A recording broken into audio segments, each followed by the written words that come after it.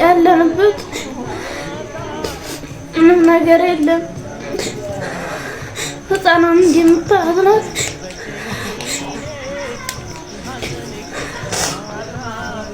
የኛ ነስታለ ህፃናት ስተው እርዱ ዘመዶች እርዱ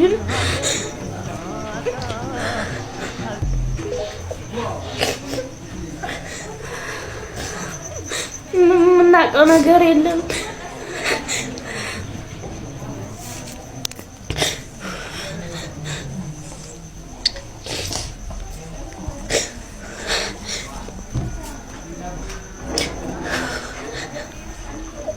ታግዙ ዘመድ ካለ እገዙኝ እባካችሁ።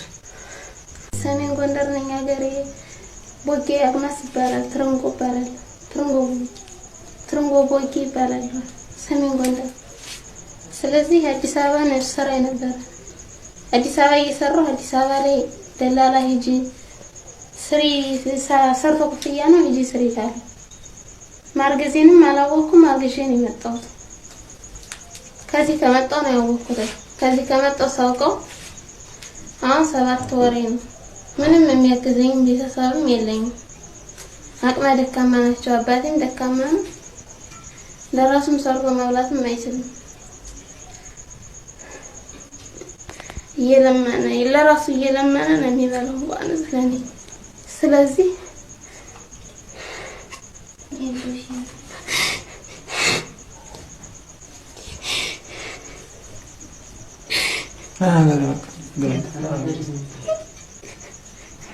እኔ መጥቼ ከዚህ የምን መጥቼ ባህር ማዶ ወደድኩ። ስለዚህ ምንም ከምን አነ ምግብም የለም ራብ ነው የሚያሰቃየኝ ያለው። ስለዚህ ወራቴም ደርሷል ወይም ወደ ውስጥም አልገባም። እሺ ሰላም አለይኩም ወራህመቱላሂ ወበረካቱ።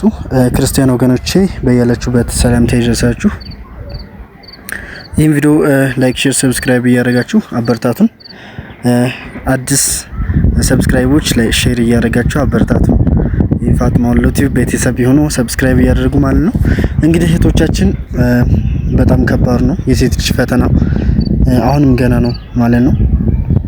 እንደምታዩት እንግዲህ ይብቃ ይበለን። በዚሁ በእናታችሁ ትልቅ ዱአ አድርጉ ለራሳችሁ ማለት ነውና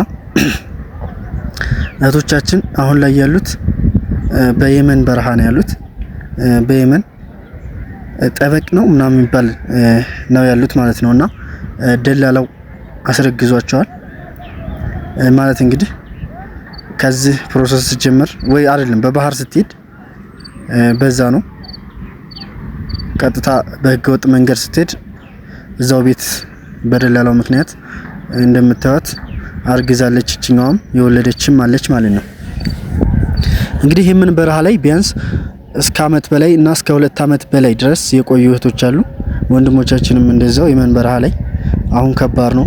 ተፍትሹም በዛ ላይ በአሁኑ ሰዓት መግባት አይችሉም። ድንበር ላይ ጠባቅ ነው። በተለይ ይሄን ሰሞን በጣም ከባድ ነው ማለት ነውና እህቶቻችን በጣም ያሳዝናሉ። አላህ ያግዛቸው። እንግዲህ የራሳችንን ዱአ ስናደርግ ለነሱም ዱአ ብናደርግላቸው ትንሳለ አይደል ብናግዛቸው ባይነኝና በጣም ከባድ ነው አሁን ሰዓት። ይሄ ዕጣ መግጠም ማለት በጣም ከባድ ነው። በሁላችንም እንዳይደርስ ወላሂ የምንረኝ ነው ማለት አሁን ላይ በዚህ ዘመን ብር አስገብታችሁ እንኳን እየተበላ ነው። ብር አስገብታችሁ እንኳን አይለቋቸውም እነዚህ ሰዎች ማለት ነው። በቃ ገንዘብ ይደርሳቸዋል፣ ሌላም ገንዘብ ይጠይቃሉ። ምንም 10 ያክል ገንዘብ ቢደርሳቸው ምንም ሊያስወጣቸው አይችሉም። እንግዲህ አላህ ያግዛቸው ነው የሚባለው። ምንም ማድረግ አይቻልም። እና እንግዲህ አንዳንዶቻችሁ ጥያቄ ወደ ጅዳ ልሄድ ነበርና ምናምን ትሉኛላችሁ። አሁን ላይ በጣም ከባድ ነው። ባትወጡ ሴትዮዋ ጋር ልወጣ ነበር ምናምን ይላሉና አሁን ባትወጡ፣ ምክንያቱም ሶሻል ሚዲያ እንዳለ እኔ ስላየሁት ምናልባት ካላያችሁት እኔ ላካፍላችሁ ብዬ ነው። እና በጣም ከባድ ነው። አትውጡ ወደዛ ማለት ነው። ትንሽ እስከሚረጋጋ ድረስ ራሳችሁን መደበቅ ያስፈልጋል፣ ህገ ወጦች ማለት ነው። እና እንግዲህ እህት ወንድሞቼ ላይክ፣ ሼር፣ ሰብስክራይብ ያደርጋችሁ አበረታቱኝ። ሁላችሁም በያላችሁበት አላህ ይጠብቃችሁ ሁላችሁም ማለት ነው። የሰው ልጅ ለፍቶ የሆነ ውጤት ሲያገኝ ነው። እንደዚህ አይነቶችም አሉ። ሁሉን ባለበት ፈጣሪያችን እያመሰገን ስራችሁን ብትሰሩ እና አንዳንድ እህቶች ደግሞ በጣም ይገርመኛል ወላሂ እዚህ ያሉት ማለት ነው። ምን ይላሉ?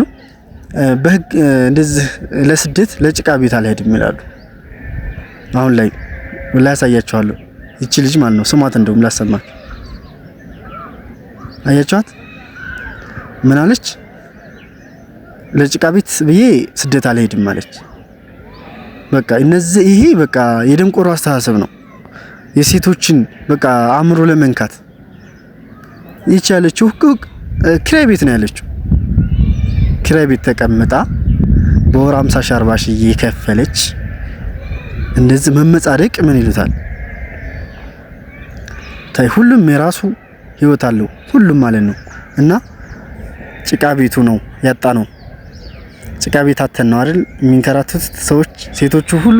ይሄ ሁላ ሰው ስደት የሚንከራተተው እኮ አንድ አንገት መግቢያ አጥቶ ነው። እና አንዳንድ ሴቶች በጣም ህሊና ቢሳሉ ወላሂ በጣም ነው የሚያናድዱት፣ በጣም ከምነግራችሁ በላይ ማለት ነው። እና እነዚህ አይነት ሴቶች አትስሙ፣ በጭራሽ አትስሟቸው። በቃ እነዚህን የምትከታተሉም ሆነ በቃ ቦልኳቸው፣ ምንም አያስፈልጉ። ምክንያቱም የእናንተን ህሊናና እናንተን በቃ እንድትወርቁ የሚፈልግ ነው። ለጭቃ ቤት አሁን ስደት አልሄድም የሚባለው ነገር ምንድን ነው? እንግዲህ ለማንድን ነው? ለማን ነው የሚሄደው? አንድ ቤተሰብ ለመለወጥ፣ ሁለት ደግሞ ቤት ለመስራት አይደል እንዴ? ግን እንደዚህ አይነት ቆሻሻ ሴቶች በጣም ባትሰሟቸው በእኔ የእናንተን ውድቀት ፈላጊ ናቸው እነዚህ። የእናንተን ስም አቆሻሽ ናቸው እነዚህ ማለት ነው። እና ሁላችሁም ብቻ ውስጤ ይነካል። ሁላችሁም እንግዲህ አመሰግናለሁ። ላይክ፣ ሼር፣ ሰብስክራይብ ያደርጋችሁ ስለምታበረታቱኝ ሁሉ መልካም ስራ ይሁንላችሁ ለእናንተም። በቃ ያዛችሁት ይበርክትላችሁ ወላሂ ሁሌም እንደምለው ማለት ነውና ወደ ሀገራችሁም እንግዲህ መምጣት ያሰባችሁ ወደ ሀገራችሁን ቶሎ ታስገባለች ኢንሻአላህ። ለሰላሙ ነው ሰላምም ይሆናል። ወደ ሀገራችሁ መጣችሁት የራሳችሁን ቢዝነስ ከፍታችሁ የሰው ሀገር በቃ ይበላችሁ ማለት ነው። እና አመሰግናለሁ። በቀጣይ ቪዲዮ ውስጥ የምንገናኝ ድረስ መልካም ስራ መልካም ቆይታ ይሁንላችሁ። እስከዛው ድረስ ግን ይሄን ቪዲዮ